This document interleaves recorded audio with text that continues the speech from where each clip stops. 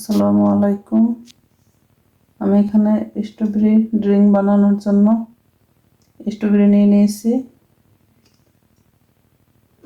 এখানে আমি আধা বাটি চিনি নিয়ে নিয়েছি।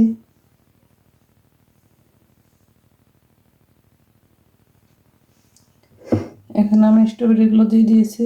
এখন আমি চিনিটাও দিয়ে দেব।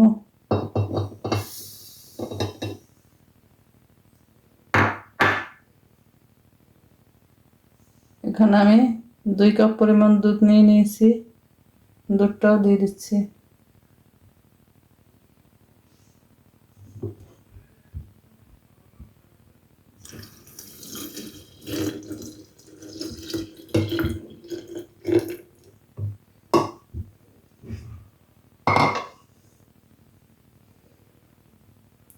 এখন আমি এটাকে ব্লেন্ডার করে নেব।